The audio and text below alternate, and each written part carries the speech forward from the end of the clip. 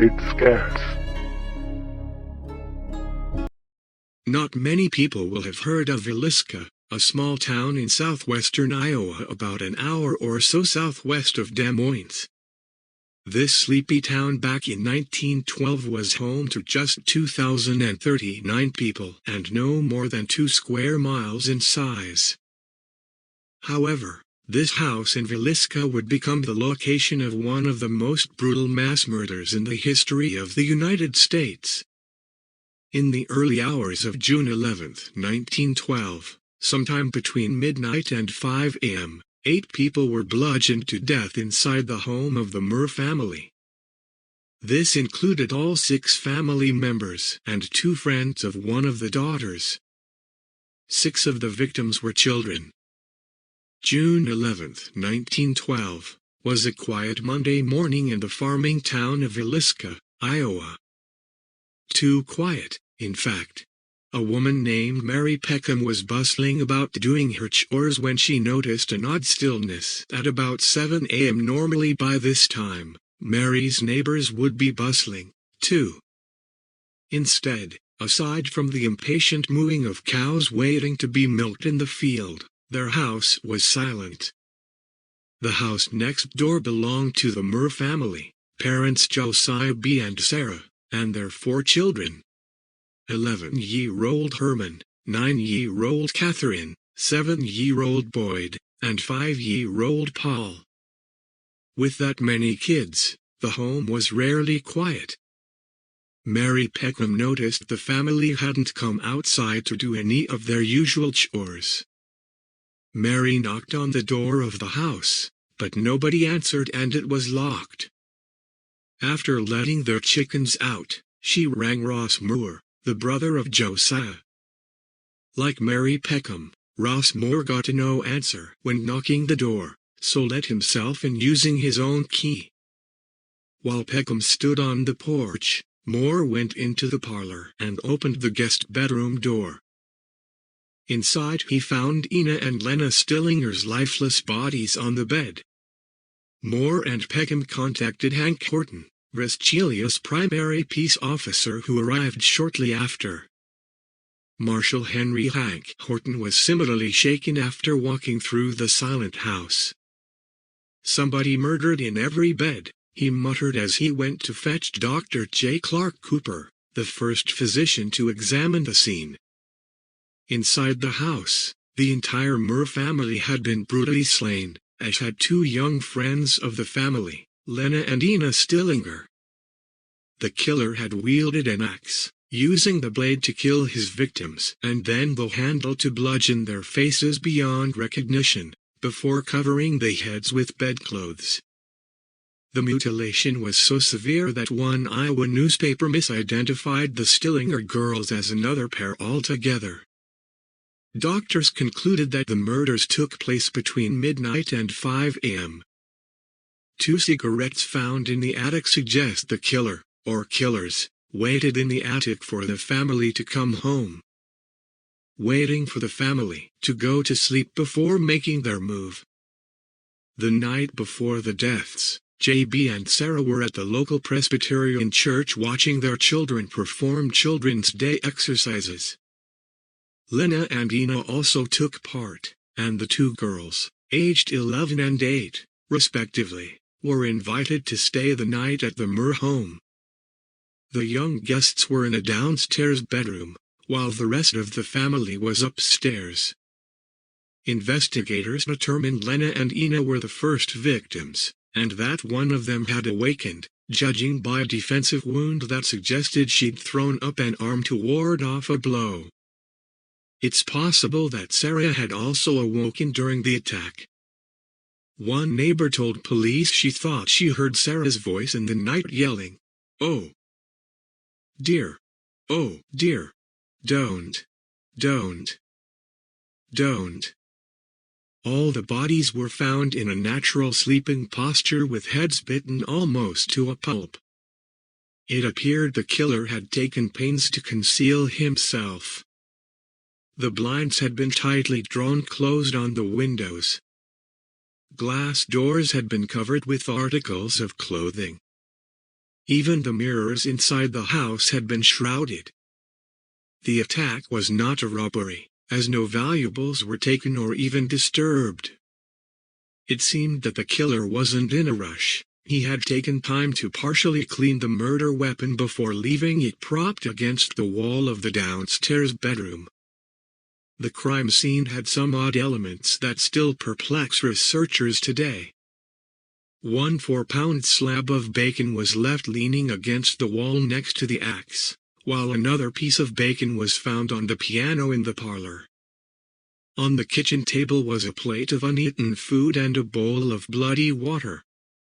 It's perhaps noteworthy, too, that Lena's nightgown had been pushed up, leaving her exposed, though doctors determined she had not been sexually assaulted. The police made a crucial error in failing to immediately secure the crime scene, allowing dozens of people to trample through the murder house. One suspect actually had a portion of skull in his possession that he bragged to several witnesses belonged to JB. However, this man was able to plausibly explain he had simply picked up the piece of bone off the floor as he gawked. The investigators' best guess was that the killer must have been a relative of the family, and early reports tossed out some names. Samuel Moyer, a brother-in-law of J.B., and John Van Gilder, a former brother-in-law of Sarah. Townspeople racked their brains for clues and alerted police to every stranger they'd seen or bizarre scenario they'd witnessed. Many of the resulting tips ultimately proved useless. May Van Gilder, the 16-year-old niece of J.B. and Sarah, said the Saturday before the murder, a stranger asked her where the Moores lived. When the girl later told Sarah of the query, Sarah reportedly replied that someone matching the description had been hanging around the home. That exchange prompted police to arrest a man in blood-stained shoes named Joe Ricks in Monmouth, Illinois. When May traveled to identify him, she said they had the wrong man. Another dead end came when a supposed expert named C.M. Brown reached out to detectives and offered to obtain an image of the killer from the retina of Lena.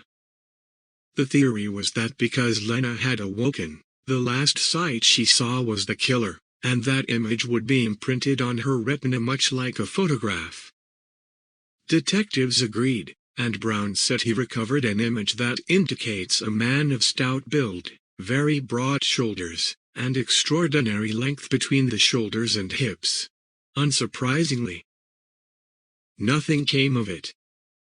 June 9, 1912, strangers spotted near the Moores' house. However, some tips were more promising. Cora McCoy, who lived 2 blocks from the Moore house, said she saw 2 strangers walk by at about 3 p.m. on Sunday afternoon, the day before the murders. The men walked close together, as if talking confidentially. McCoy said she saw them again at dusk. One of them looked like a man named William Blackie Mansfield, a supposed army deserter and cocaine fiend who, 2 years after the VILLISCA murders, was suspected in the similar axe-slaying of his wife, daughter, father-in-law, and mother-in-law. Another neighbor of the Moore family, Mary Landers, also saw 2 strange men walking toward their house. She said they paused to look at Moore's axe, which was in a chopping block in the yard. Several witnesses said that they spotted Iowa Senator Frank F. Jones and his son Albert in town at the time of the murders. On the surface, this might seem harmless, but J.B. had worked for the Elder Jones Farming Equipment Company before leaving to start a competing business. Jones was reportedly upset by his departure, and by his nabbing of a lucrative John Deere contract. There were also rumors that J.B. was having an affair with Jones' daughter-in-law, Donna. It all made for bad blood, but was it enough to kill? Local men Fred Fryer, Frank Millhiller, and Vern Robinson all reported seeing J.B. talking with Sen Jones' son a few hours before the murders. Another man, Jim Bridwell, said he saw Albert Jones with Villisca Pool Hall owner W.B. Burt McCall.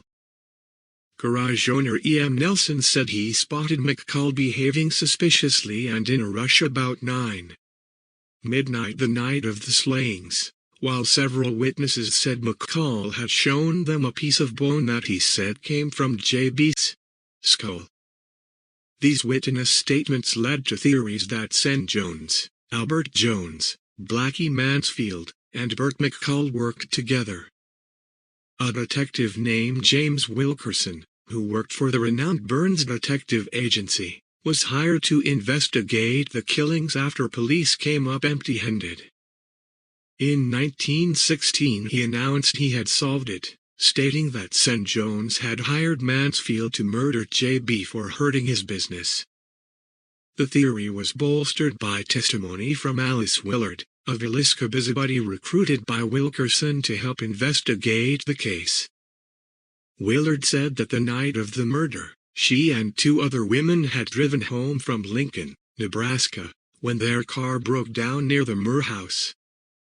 As she reached the back corner of the Murr lot, she saw 5 men talking in hushed voices. While she couldn't hear much of their conversation, she said she picked out some key words and phrases. Money, Sunday, after church, and get Joe first, the rest will be easy. She recognized one of the men as St. Jones. Wilkerson's claims were heralded with huge headlines. Great crime at Villisca is now solved. Read one from Marshalltown, Iowa. The story claimed that Mansfield not only had been hired to kill J.B. Moore, but he also was responsible for the double axe murders 4 days prior in Paola, Kansas. The allegations against Mansfield were brought before a grand jury, but Mansfield's employer provided records saying he had been in Illinois at the time of the murders. Mansfield was never charged. That didn't stop Ross Murr or Joe Stillinger from believing Wilkerson's theory. Neither Villisca nor the Paola killings were the only axe murders of the era. There was a string of similar killings throughout the Midwest, many of which were ascribed to Henry Lee Moore. Moore was found guilty of the murder of his mother and grandmother in December 1912. And U.S. Department of Justice agent M.W. McClaffery theorized that he could be responsible for as many as 23 more, including the Villisca deaths. McClaffery pointed to similarities beyond the murder weapon. Each victim was slain in their homes with exceptional brutality. In each case, the bloody axe was found nearby. He also noted that the axe murders started in late April 1911 and stopped in mid-December 1912, a window of time during which Henry Moore was out of prison. In their book, The Man from the Train, Bill James and Rachel McCarthy James claimed that Paul Mueller, a German immigrant farmhand, was a serial killer who traveled by train and killed families with their own axes. The Villisca slaying is one of many killings they pinned on this elusive character. Some townspeople said that they had spotted Mueller shortly before midnight on the night of the murders, and he seemed to be in a rush. After the bodies were discovered, a nationwide manhunt ensued, with Mueller reportedly holing up in Wisconsin, New York, Pennsylvania and beyond. He was never found. One suspect was actually tried for the Villisca deaths. The morning the bodies were found, a reverend by the name of Lynn George Kelly left Villisca by train at about 5:20 a.m. on the train, long before the bodies had been discovered. He allegedly told fellow travelers that there were 8 dead souls back in town who had been butchered in their beds. Word of this prompted investigators to take a close look at Kelly, who had arrived in town the morning of the murders and even attended the Children's Day in which the youngsters had performed. 2 weeks after the murders, Kelly returned to Villisca and posed as a detective, joining a tour of the murder house. He inserted himself further into the case by claiming that, at about 1 a.m., he had actually heard the thud of the axe that killed the 8 victims. Kelly had a history of mental illness and related odd behavior. He was schizophrenic, there was no doubt about that, said Ed Epperly, a Ph.D. at Luther College in Decorah, Iowa, who studied the case for nearly 40 years. I think was sexual. Epperly points to the uplifted nightgown on one of the victims and draws a parallel between that and Kelly's habit of window peeking. Kelly had also been charged twice with sending obscene materials in the mail, asking young girls to pose nude for him. In 1917, a grand jury heard evidence against Kelly and indicted him for the VILLISCA murders. As he awaited trial, Kelly even signed a confession to the murders, saying God had told him, "Suffer the little children to come unto me and slay utterly." However, Kelly recanted the confession at trial, and the jury deadlocked 11-1 for acquittal. A second jury acquitted Kelly in November 1917. The townsfolk in VILLISCA were split in their beliefs. Some residents thought St. Jones was the culprit, while others were convinced Kelly was the killer. "It really tore the community apart," said filmmaker Kelly Rundle, who made a movie about the murders called VILLISCA, Living with a Mystery. The case has also acquired a supernatural aura. The VILLISCA house has been investigated by numerous ghost hunters, who claim to have encountered paranormal phenomena, helping to make the building a tourist attraction. Visitors can even stay there overnight.